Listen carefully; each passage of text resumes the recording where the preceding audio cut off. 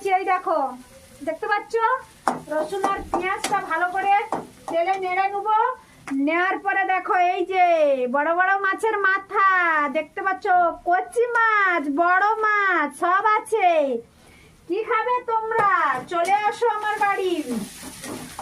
তো এখানে মাছের ঝাল করবো, ঝোল ঝোল ঝোল ঝাল, ঝোলে ঝাল। এই দেখো আলু আর ওলকপি, এটা দেখো এটা ওলকপি আর এটা আলু দিয়ে রান্না হবে। বড় মাছ, ওলকপি, আলু, মাছ দিয়ে ঝোল। যাই হোক, তোমরা এরকম কারা খাও অবশ্যই কমেন্ট করে বলো বন্ধুরা। আমি তো রান্নাটা চাপিয়ে দিয়েছি আর হচ্ছে। তো আমি এখানে এখন পেঁয়াজ রসুন দিয়েছি, এখানে অ্যাড করব। মানে আমি এখানে দেব লঙ্কার গুঁড়ো। লঙ্কার গুঁড়ো দিয়ে দিলাম। হ্যাঁ, 3 বার দিতে হয়। তোমরা ভালো করে আমার রান্নাটা খেয়াল করে দেখে নিও, 3 বার দিতে হয়। লঙ্কার গুঁড়ো দিয়ে দিলাম। তারপরে দিচ্ছি এখানে কি বলতো, ধনে গুঁড়ো। হ্যাঁ, এটাও দিয়ে দিলাম। এটা একবার দিলে হবে, ধনে তো ভালো না। এটা দিলাম। এখানে দেব হলুদ, এই যে দেখতে পাচ্ছ হলুদ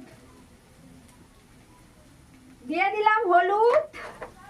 ব্যাস, চলো এটাকে ভালো করে নেড়ে নেবো।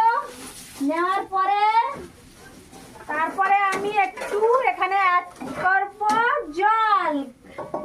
একটু জল অ্যাড করে দেবো। জলটা একটু দিয়ে দিলাম, দিয়ে ভালো করে মশলাটা তৈরি করে নেবো, ঠিক আছে? তো তারপরে আমি সবজিটা দেব। তো চলো, আমি এখন একটু গরম গরম জল তরকারির মধ্যে দেবো বন্ধুরা। তোমরা তত সময় দেখতে থাকো। আর তোমরা সবাই ভালো আছো বলো, কমেন্ট করো।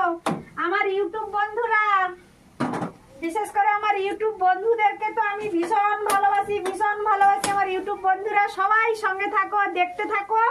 আর আমি এখন এইটার মধ্যে, এই মশলাটার মধ্যে এই যে দিয়ে দিলাম সবজিটা, ঠিক আছে?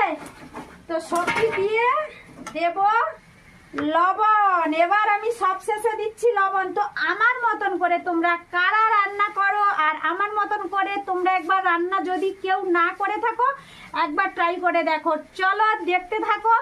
এরপরে এই সবজিটা ভালো করে তেলের মধ্যে নেড়ে সবজিটাকে ভালো করে সম্রাবো। তারপরে আমি মাছটা দিয়ে দেবো, আর হয়ে যাবে আমার রান্না। টাটা সবাইকে।